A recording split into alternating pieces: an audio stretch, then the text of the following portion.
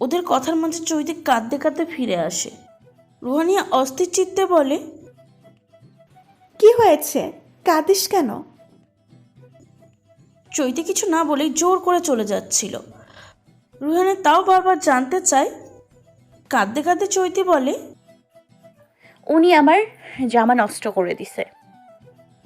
দিশাও ছুটে আসে তখন। ওর কাছে জানা যায় কাব্যর হাত থেকে তরকারির ঝোল পড়েছে চৈতির লেহেঙ্গার। তবে চৈতির ভাষ্যমতে কাব্য প্রতিশোধ নেওয়ার জন্য কাজটা ইচ্ছা করেই করেছে। রুহানিয়া জাহিদের থেকে বিদায় নিয়ে চৈতিকে নিয়ে বাড়িতে ফিরে গেল। নতুন কোনো ড্রেসও পরবে না। মোট কথা চৈতি যাবেই না আর ওখানে। মামা মামি কাকা কাকি এসেও চৈতিকে বুঝিয়ে রাজি করাতে পারল না। শেষে বাধ্য হয়ে শুভ্র এসে বোঝানোতে রাজি হয়েছে। সে কাব্যকে বকাঝকা করবে চৈতির সামনে, এটা হলো শর্ত। রুহানিয়া ওর মায়ের অন্য একটা লাল শাড়ি চৈতিকে পরিয়ে দিয়েছে। রুহানিয়া যেভাবে সেজেছে চৈতিকেও সেভাবেই সাজিয়ে দিয়েছে। শুভ্র এতক্ষণ বাইরে অপেক্ষা করছিল। চৈতিকে দিয়ে বিশ্বাস নেই, মদ চেঞ্জ হতে সময় লাগবে না, তাই সে নিজেই সাথে করে নিয়ে যায়। প্রশংসার বাণী হিসাবে বলে, তোকে বোবো লাগছে পাখি। চৈতির মুখ গোমড়া করে রেখেছে। কাব্যকে হেনস্থা না করা পর্যন্ত তার শান্তি নেই। দূর থেকে কাব্য ওদেরকে দেখতে পায়, সে দৃষ্টি সরাতে পারছে না। শাড়িতে চৈতির বাচ্চা বাচ্চা ভাবটা একদম বোঝা যাচ্ছে না, সম্পূর্ণ মনে হচ্ছে। একজন পরিপূর্ণ নারী, সর্বত্র পূর্ণতার ছাপ। শাড়িতে কি আলাদা কিছু আছে? এই পোশাকটা এমন কেন? এমন কি আছে এই পোশাকে যেটার সাথে বাকি পোশাকের এত তফাৎ? শাড়ি বুঝি এভাবেও চঞ্চল ছোট্ট একটি মেয়েকে পূর্ণতা দান করতে পারে? জিহাদ বিড়বিড় করে বলে, বেটা আবার শাড়িতে ঝোলটা ফেলে দিস না। শুধু শুধু বাচ্চা মেয়েটা পেছনে লাগার দরকারটা বা কি তোর? কাব্য আনমনে বলে, তখন আসলেই কাজটা ঠিক হয়নি। তখন না আমি ইচ্ছে করে ওর ড্রেস নষ্ট করতাম, আর না এইভাবে নিজে ফেসে যেতাম। নিজের পায়ে তো নিজেই কুড়ালটা মেরেছি। কি বলেছে সব? চৈত্রীকে দেখে সর্বনাশ বুঝি হয়ে গেছে আমার। পাগল। এই বলে জিহাদ রুহানের কাছে চলে যায়। চৈতি কাব্যর সামনে দিয়ে যাওয়ার সময় ভেঙচি কেটে দৃষ্টি সরিয়ে নেয়। কাব্য আবেশিত হয়ে বলে, তুমি অপরূপা চৈত্র। লোকজনের সরগম, সকলেই খাওয়ায় ব্যস্ত। চারিদিকে অল্প স্বল্প হইচই হওয়ার সত্ত্বেও কাব্যর বলা কথাটি চৈতির কর্ণকুহরে হানা দেয়। শুভ্রকে স্টেজে পাঠিয়ে দিয়ে দুকদম ফিরে আসে সে কাব্যর কাছে। চৈতিকে এতটা কাছাকাছি পেয়ে নির্নিমেষ দৃষ্টিতে তাকিয়ে রয়েছে কাব্য। এত সুন্দর সে বোধ হয় ইতিপূর্বে কখনো দেখেনি। চোখের পলক নড়ছে না, তবে হৃদকম্পন হচ্ছে প্রচণ্ড। এমনটা তো হওয়ার কথা ছিল না কখনো। চৈতি কোমরে হাত গুজে ভ্রু কুচকে তাকিয়ে আছে। কাব্যর ঠোঁটের কোণে এক চিলতে হাসি, দু চোখে অমায়িক মুগ্ধতা। বুঝরা মসৃণ হওয়ার বদলে আরও খানিকটা কুচকে গেল চৈতি। এরকম মুখাভাব করা কাব্যকে সেও তো প্রথম দেখল। সে বাম্ভ্র নাচিয়ে বলে, এই যে মিস্টার, আমার নাম চৈত্র নয়, চৈত্রী। আর তখন থেকে ওরকম করে তাকিয়ে কেন আছেন? তুমি সুন্দর তাই। ফ্লার্ট করছেন? কথাটা অনেকটা ঘোরের মাঝে বলে ফেলেছিল কাব্য। চৈতি করার কথা শুনে সে নিজেকে অল্প সময়ের জন্য হলেও সামনে নিল। পাঞ্জাবির কলার ঠিক করে বলল, তুমি ফ্লার্ট করার মতো মেয়ে নাও। বাই দ্য ওয়ে, চৈত্রী থেকে চৈত্র নামটা বেশি সুন্দর। তাই আগে বলবেন না? তাহলে বাবা মাকে বলতাম চৈত্রী নাম পাল্টে চৈত্র রাখতে। কাব্য হেসে ফেলে। চৈতি এই প্রথম খেয়াল করলো হাসলে কাব্যকে সুন্দর লাগে। কাব্য বলল, না বলে ভালোই করেছ। চৈতি কিছু বলল না, জিজ্ঞাসা দৃষ্টিতে তাকিয়ে রইল। কাব্য বাপ এসে হাসিটা হেসে চৈতির চোখে চোখ রেখে বলল, ভালো হয়েছে, এই জন্যই যে চৈত্র নামে শুধু আমি ডাকবো। পুরান পাগলে ভাত পায় না, নতুন পাগলের আমদানি। বলে চৈতি সেখান থেকে চলে যায়। কাব্য হাসি, যাওয়ার পথে তাকিয়ে থেকে বলে, শুধু পাগল নয় চৈত্র, তুমি তো আমায় বদ্ধ উন্মাদ বানিয়ে ফেলেছ এক দেখাতেই। অনুষ্ঠানের সব শেষ। এবার বাড়িতে ফেরার পালা। সব কিছু রাতের মধ্যেই গোছগাছ করে রাখতে হবে, সকালের ট্রেনে মিস দেওয়া যাবে না। তাই ক্লান্ত লাগা সত্ত্বেও সবাই এখন ব্যাগ প্যাকিং করছে। চৈতির মা ওর ব্যাগ গুছিয়ে দিচ্ছে, তাই তার আর কাজ নেই কোনো। সে রুহানের রুমে এসে শুয়ে পড়েছে, খুব সম্ভবত এর মাঝে ঘুমিয়েও পড়েছে। সমুদ্র খুব হই হুল্লোড় করে রুমে ঢুকলেও যখন দেখলো চৈতি ঘুমিয়েছে তখন সে পা টিপে টিপে এগোলো। মন খারাপ করে রুহানের ব্যাগ গোছাচ্ছিল। যত সে সবার সামনে ভালো থাকার অভিনয় করুক না কেন, দিন শেষে ভীষণ কষ্ট হয়।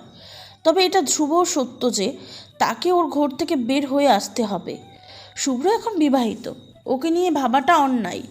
এখান থেকে বের হতে হয়তো কিছুটা সময় লাগবে, কিন্তু তাকে পারতেই হবে। সমুদ্রকে দেখে চোখের কোণা থেকে পানিটুকু মুছে বলল, কি রে হিরো, এখানে কি? সমুদ্র চাপা সারা জিজ্ঞাসা করলো।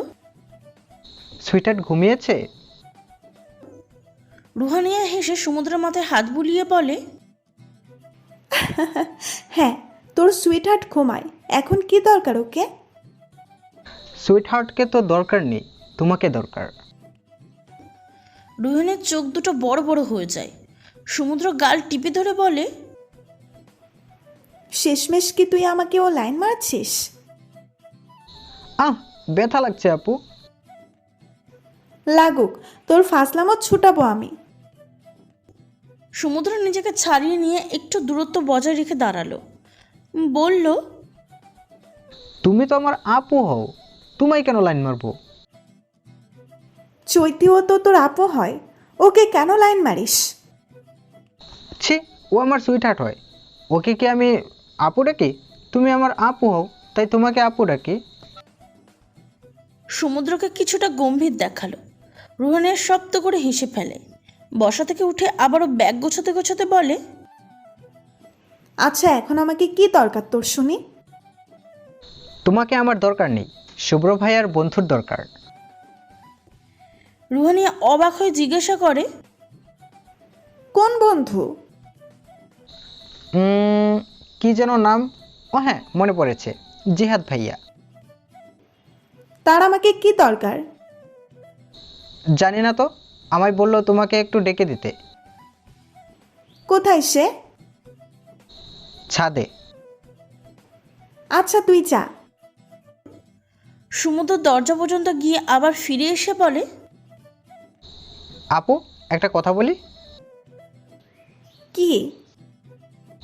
সুইট হার্টকে গালে একটা চুমু দেই। রুহানের চোখ পাকিয়ে বলে, ভাগ এখান থেকে।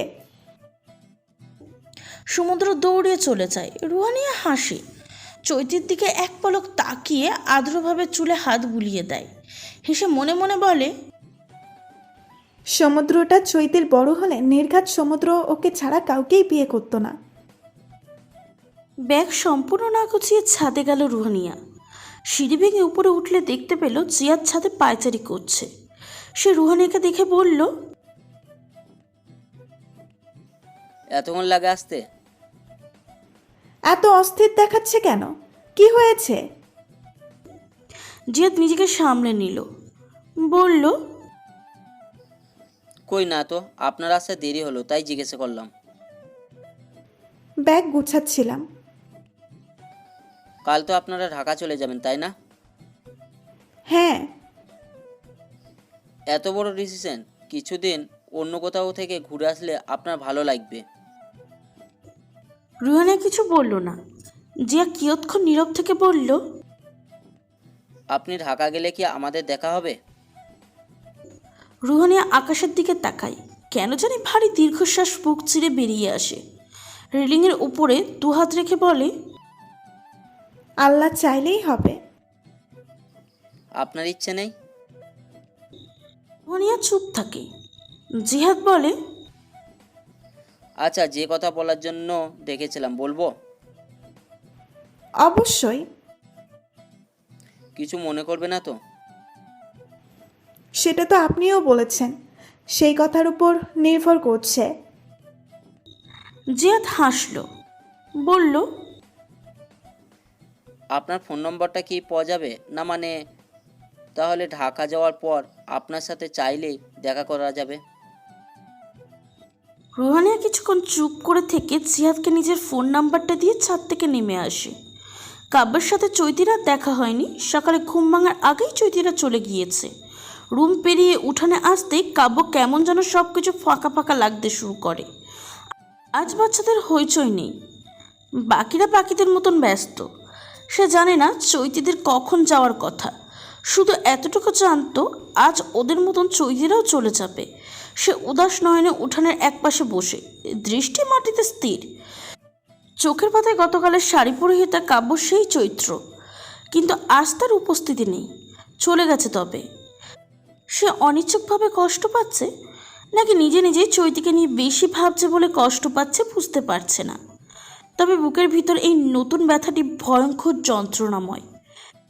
ঘুমু ঘুমু চোখে তিতাস এগিয়ে আসে, হাই তুলে কাব্যর কাঁধে হাত রেখে বলে, কি রে, এখানে কেন বসে আছিস? রেডি হ, যাবি না?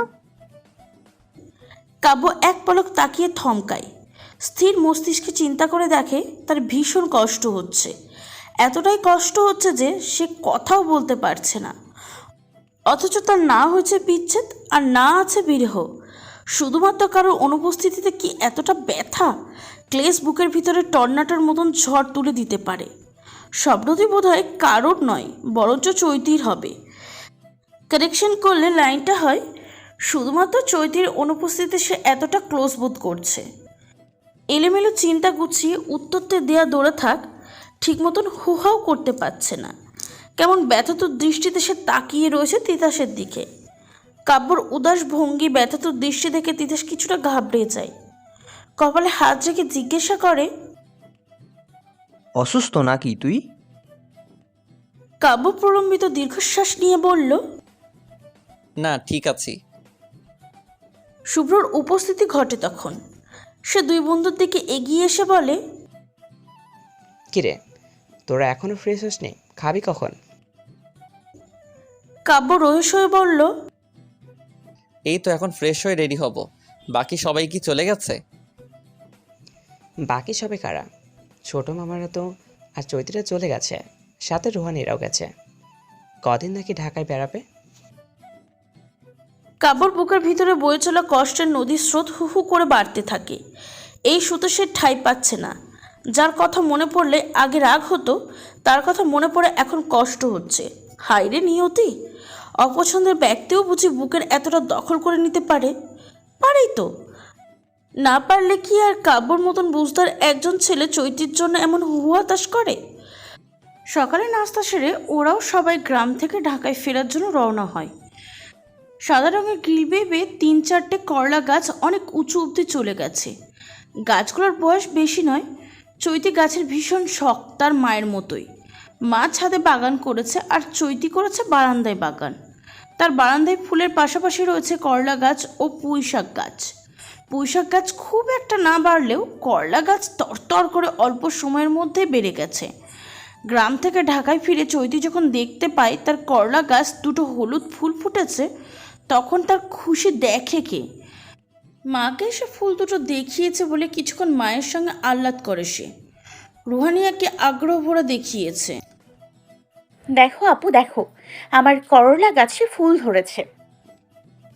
রুহানিয়া প্রত্যুত্তরে মুচকি হেসেছিল। এখন গোধূলি বিকেল। রুহানিয়া বারান্দাতে দাঁড়িয়ে আকাশ দেখছে। মৃদু মৃদু বাতাস করলা গাছের পাতাগুলো নড়ছিল।